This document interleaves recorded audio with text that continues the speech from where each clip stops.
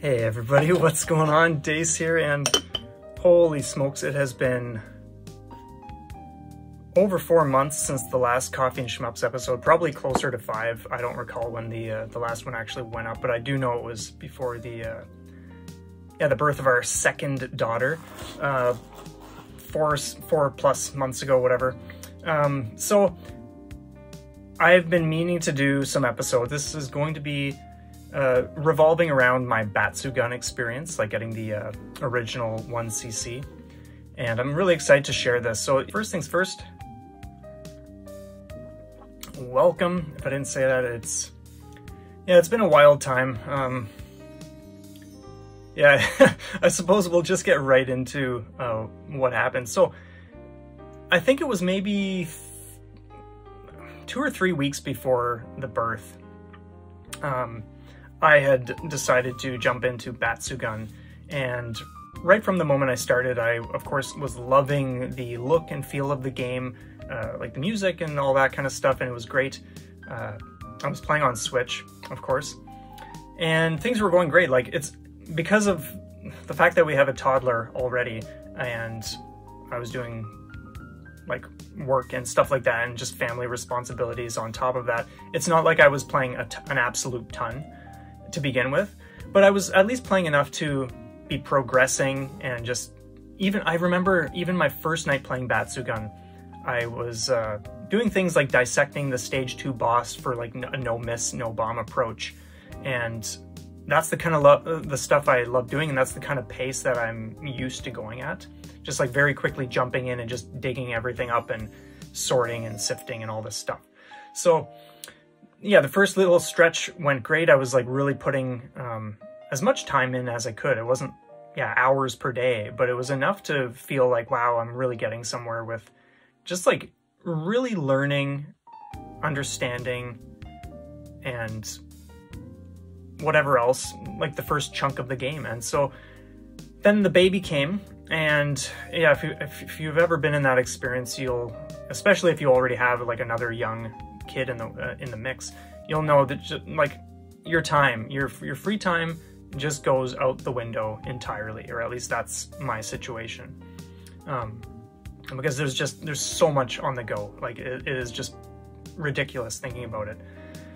And so all of a sudden my journey in Batsu gun just felt like it came to a complete halt. It was just crazy. Like suddenly there were spans of, I'm not sure, like weeks on end, where my total game time for the whole week was like 15 or 25 minutes. That's how little I was playing. So two things, like obviously that relates to why Batsu gun, actually for the record, Batsu gun to clear original mode took me about 4 months. Not because it's a hard game at all. I feel like it's, once you kind of like just adjust to the atmosphere of the game, it's pretty straightforward. And if you just do a few simple things like bombing at specific times, it's not really throwing anything crazy your way. But the reason it took so long was because I wasn't able to put the kind of time into the game that I wanted to. And so it felt as though, wow, I'm really not progressing in this game. Like if you've ever even been in a situation where you have only played 15 or 20 or 25 minutes per week, when you're going for a 1cc, you'll know that's like, there's almost no point. But because of everything I had already invested, in my mind, it was like, well, I'm not just going to stop. I, at the very least, want to, what little time I can put into this game, I want to maintain like my awareness and everything I've learned in the first 2 stages. So at that point, and you might be wondering, well, like, okay, well, you can like use save states or whatever. It's like, here's one thing that kind of tripped up the experience for the first 2 months. So on the Switch version, you have access to a save state. As far as I know, or at least I never saw multiple slots. It was only ever like you can save one file and you can load that file. But here's the thing. For the first 2 months, that was non-functional for me. Like during a session, I could sit and I could play so far into the game and then do a save state, and that was fine. But if I turned off my Switch, which I always do when I'm done playing, that would completely wipe it. And so instead of being able to let's say, focus on stage 3 and like really dissect things like I love doing, my sit downs, again, sometimes just 15 minutes a week, part of that 15 minutes or 20 minutes would just be replaying stages 1 and 2. And like, of course, if you have like really silly fumbles because it's your first time playing in 6 or 7 days, then you're not necessarily going to just press onward. You might just be like, well, okay, I want to practice that part again because I love practicing and I love just like sinking in and doing that kind of repetition. So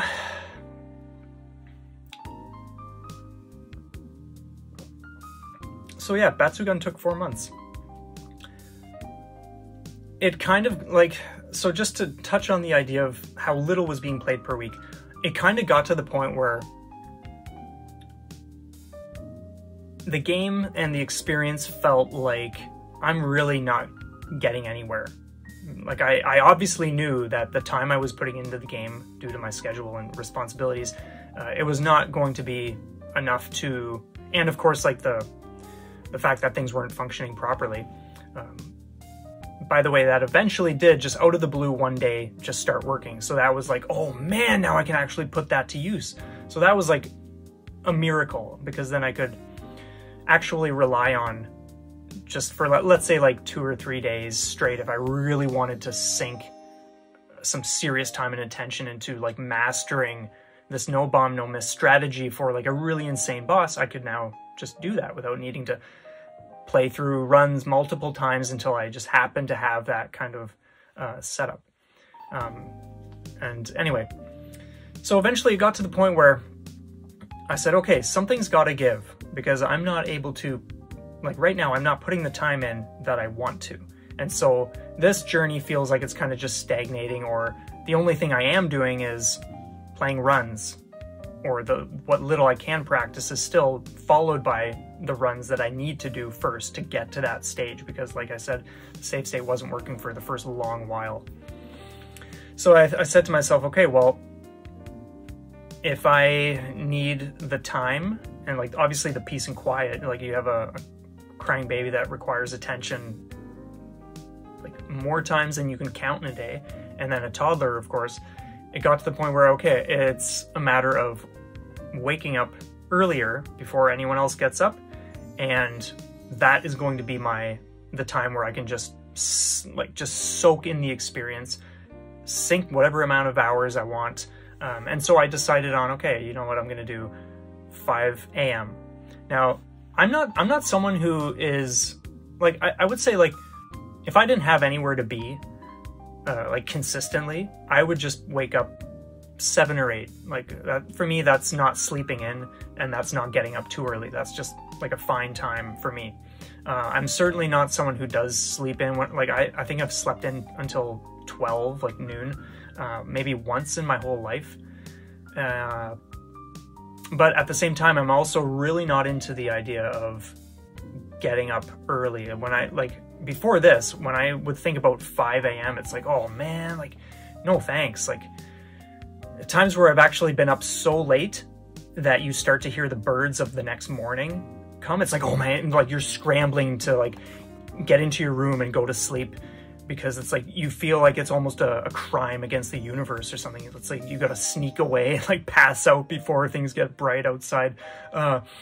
So for me, choosing 5 o'clock was like a big deal.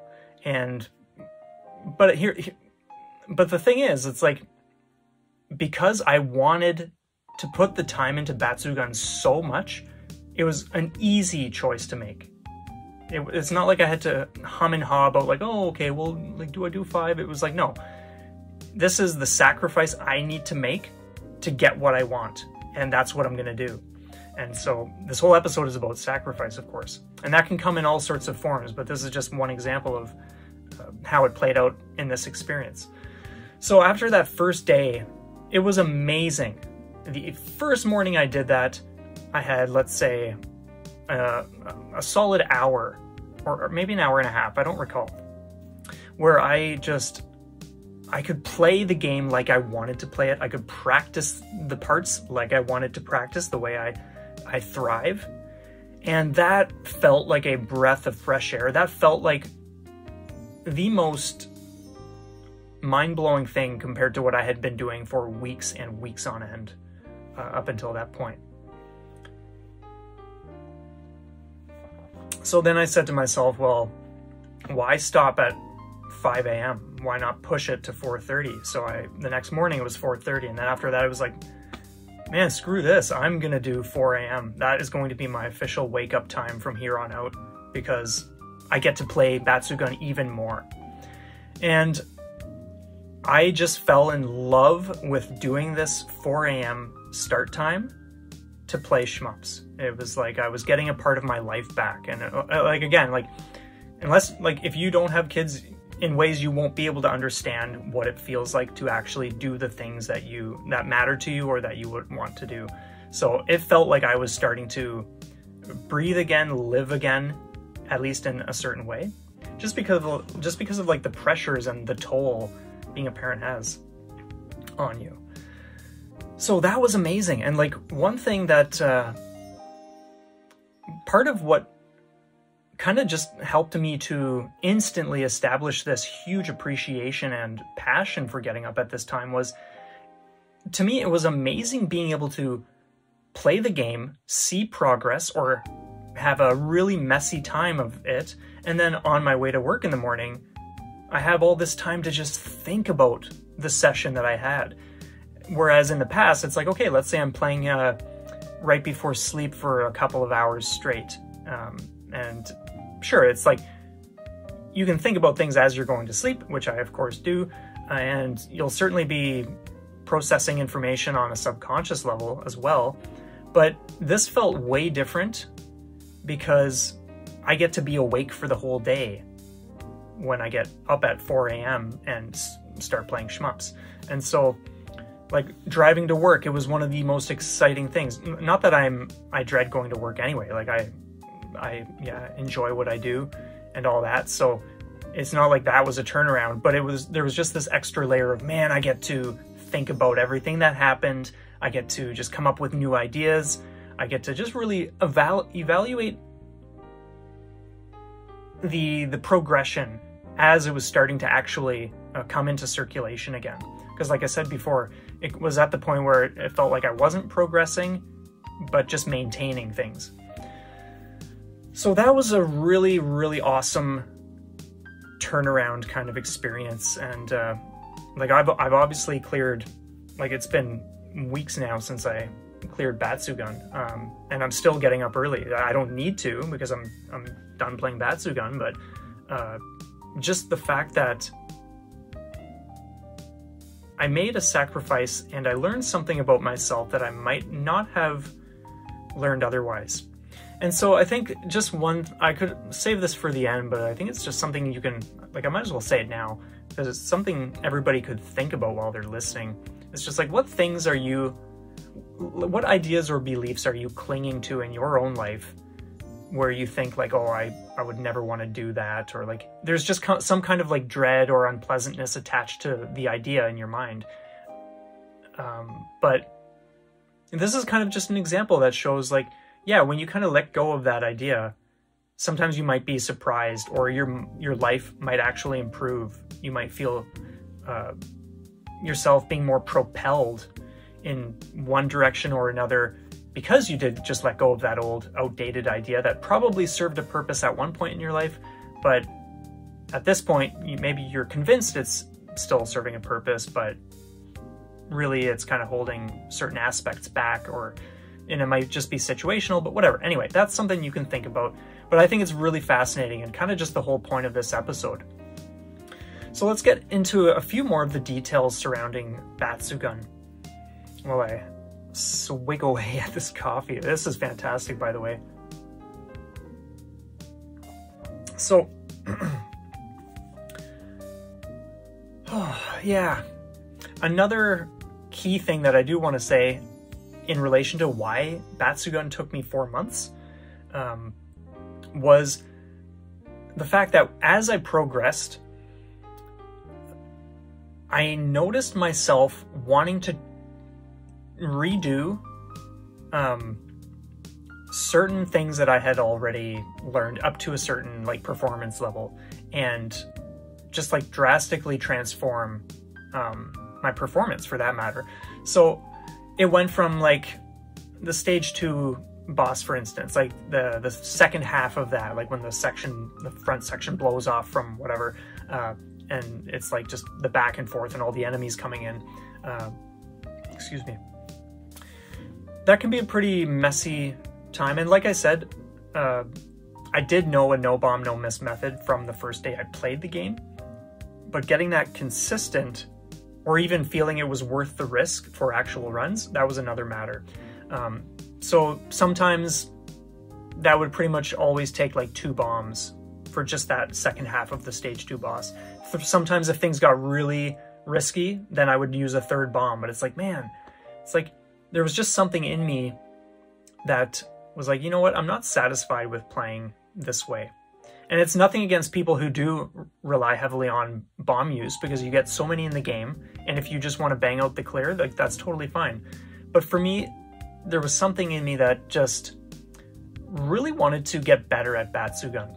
And it was different compared to other games. Like when I think about rolling gunner on expert difficulty, like doing that clear, there were certainly times where I got so far into the game and it was like, okay, I need one more bomb. I need to get one more bomb somewhere just so that I can at least have a cushion for this boss. Or you're in that situation where you were already so close to beating the final boss, and it's like, had I one more bomb, that would have been like wrapped up. But in this, it wasn't because I needed bombs to progress further. It's just that I wanted to be playing with using less and less and less. So for like my actual like run practice, I would allow myself like obviously no bomb, no miss the first stage. Stage 2, I would allow one single bomb for the second half of the stage 2 boss. Because like to me at that point, it was like, yeah, I know I can do it without bombs, but it's not worth the risk because of how easy it is to get clipped, like with the crossover. Stage 3, I got to a point where I was not allowing any misses or any bomb use whatsoever. And when I got to stage 4, so here's the thing, with the first handful of times I got to stage 4 just to like see what the boss of that level was like, when things start out and you have like, it's just like, for those who aren't aware, it's like a huge ship that like covers pretty much the whole screen, and it just scrolls for like 2 minutes straight, with like turrets and all this stuff. That felt like the most insanely chaotic thing. But of course, from experience, I know that usually when I think that, I just need to put myself in that situation for about 5 minutes, and then I will start to see like the trick of it or whatever. And that was, again, the case. I don't recall which other games that's been the case, but I know I've mentioned quite a few where that's been, like, there's been some kind of like intimidation, and then when I just get into it, it's like, oh wow, that is like the easiest thing to figure out. And what I will say is, like, it didn't take long, like at all, like mere minutes to do like a no, well, I won't say no bomb. To do the stage 4 boss, I could do the whole thing not bombing until the very last attack pattern, right at the end of like the 2 minute like scrolling. Sometimes 3, again, like the stage 2 boss, earlier, like in my earliest phase of tackling that boss. If things got really crazy, then I would drop a 3rd bomb. But I had it down to a T where like I would still mess up in the stage 3 boss. Like, I'm not sure how many times to like really give a comparison, but like 99.99% of the time I would be able to perfectly go through the stage 4 boss only using 2 bombs at that very last attack. And so that's how much of a systematic process that I had, like, kind of just like dissected and like put together. Because yeah, if you know that boss, like you'll know, like, there's just like crisscrossing bullets and like all this just crazy stuff happening, and the game throws a lot at you in that part in particular, and that stage in particular, like, it's just a wild time.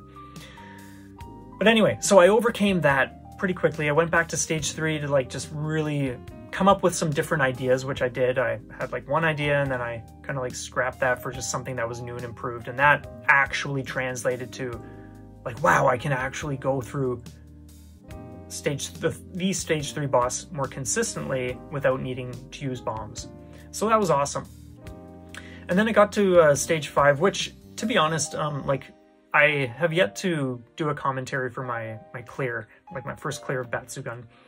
But that's an example where I have an understanding of what to do and what happens and all this. But it was one of those situations where I ended up clearing the game before really getting around to mastering the stage, so to speak. And so yeah, eventually, I suppose I'm kind of like weighing the option of like, do I touch on run related stuff or save that for the commentary? I suppose I can just mention it. So one thing I will say about my run is that despite how much I had mastered stage 3 at this point, I had, I think, like one fumble to the boss over something really, really silly. And because of that, I said, you know what? I am not going, like, because of this fumble, I want to like more or less make it up to myself because of something so silly. And so I said, you know what? I'm still not going to bomb. I've just taken a hit. I'm not going to bomb. I'm going to do this boss, and I'm going to go through stage 4. At the time when I was doing runs, I was doing a mix of like practicing for no bomb, no miss. But there were some sections where I was starting to see, like, in terms of just getting consistency and getting the clear, it's almost worth bombing instead of expecting to like get the clear while doing everything perfectly. Because like, there's obviously a difference between having something down perfectly in practice and then playing actual runs so many times to get that kind of performance. And there were times where I would certainly do that. I was starting to see that I could go from the start of the game all the way to stage 5 without losing a life and using the minimum, the most minimal resources that I had like set up for my route.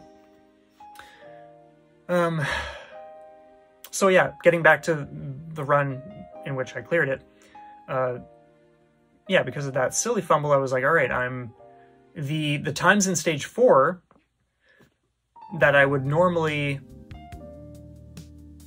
consider using a bomb just to be on the safe side, if I saw that it was going to go a certain way, I said, okay, you know what, no matter what it looks like when I get to stage 4, I'm not going to allow myself to do that because of this ridiculous fumble in stage 3.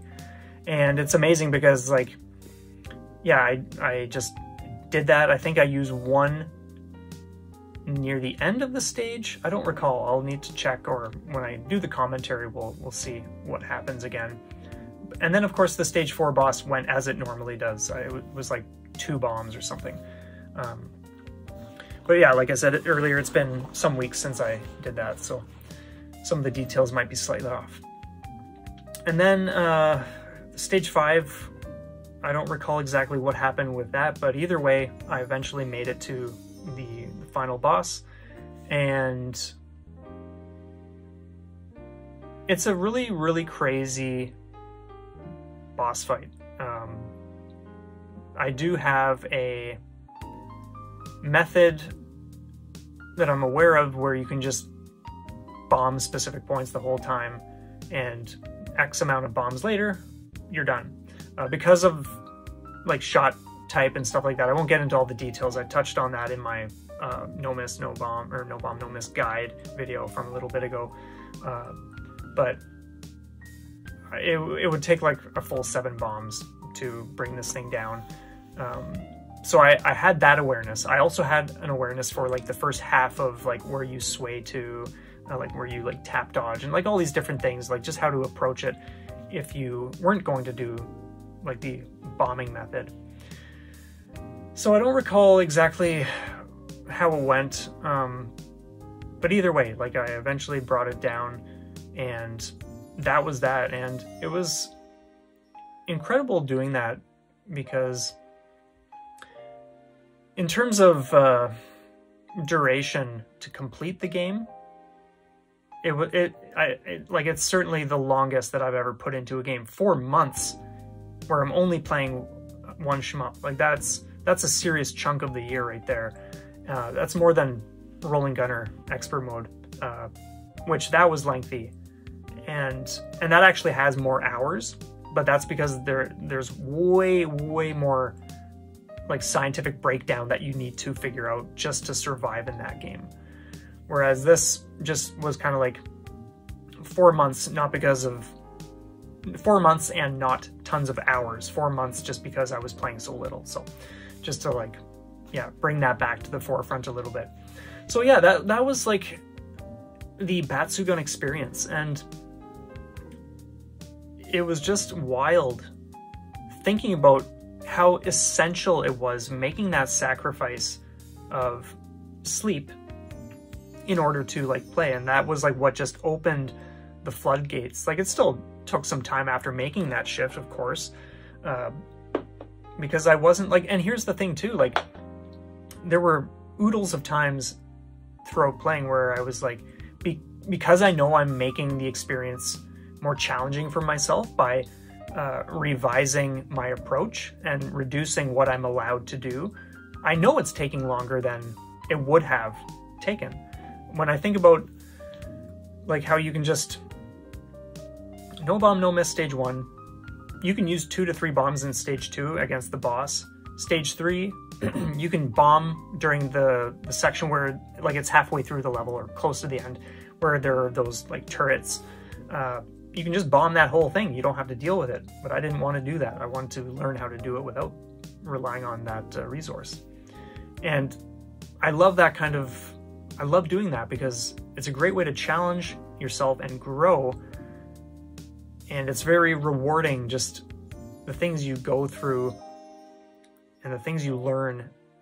And here's another great thing too. It's like after the original clear, I jumped into special, and I was able to translate everything like to a T from original mode to special, except with the bonus of, wow, now you have a shield and you can get it again and again, and your hitbox is smaller, and you have the potential to just get oodles of bombs. So I cleared that on my first attempt. Actually, the first time I played the game, like special mode, I didn't even realize the shield was like present. Like I had no idea that was a part of the game. So it's not like I was playing with that in mind. But it was just really cool seeing that like all this time and energy that I had put into figuring out Batsugun Original made for just this really cool experience with special version. And I've since cleared special, first loop anyway, a number of times now. I actually had, I have one session recorded where it's like a no miss. I have a technically better performed run under my belt from the first few days where I was playing that, where I didn't take a single hit. And that doesn't mean like I had my shield and then lost my shield. I mean like not even the shield took a hit. So it was really cool seeing that everything I learned from original could be transferred in such a way that made the first loop super engaging and just allowed me to kind of just do things that I wasn't intending to do. Like I didn't sit down thinking like, oh, I've got to no miss this whole game, or I'm not even gonna let my shield take it. It's like that was never in the works. That's just what happened because of what I had brought my skill level up to in the game. And I love seeing stuff like that. It's really exciting when you just kind of like see the benefits from all this time, energy, learning, like everything you put into it and everything you do with the experience. It's just extraordinarily rewarding for me, and a huge part of what I love about these games and going deep with them instead of just a more like surface level playing, I would say, which like that's fine. Like it's, yeah, like I do that with some games certainly, but there are some other games where you do want to just go deeper, or at least I do. So I think I've more or less touched on what I want to touch on, I think. In terms of the Batsugun experience, anyway,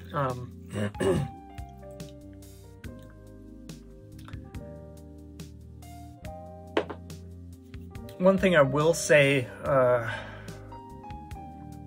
yeah, because I just realized I didn't address the whole like why there haven't been episodes lately, so I might as well get to that now. The reason, so here's the thing, with Coffee and Shmups, the whole series is based on my experiences, things I observe, things that are a challenge, or just things that I feel like exploring or sharing in a general sense. And so, because of how little I was playing, especially during those excuse me, weeks where I wasn't playing more than 20 minutes per week, it's like I wasn't really experiencing enough to stumble upon certain things that would then be topics. So that's why it's been so long since we've had a Coffee and Shmups episode. And these days I'm still barely playing Shmups. Kind of after Batsugun. I do have other things like I'm chipping away at, but like in terms of games, that is.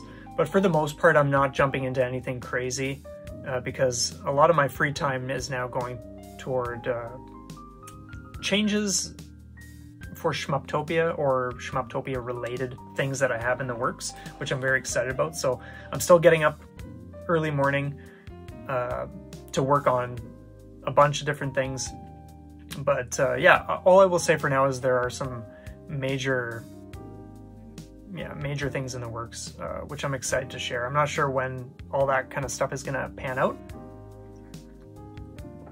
but I'm very excited to share that with everybody when we get to that stage of the game.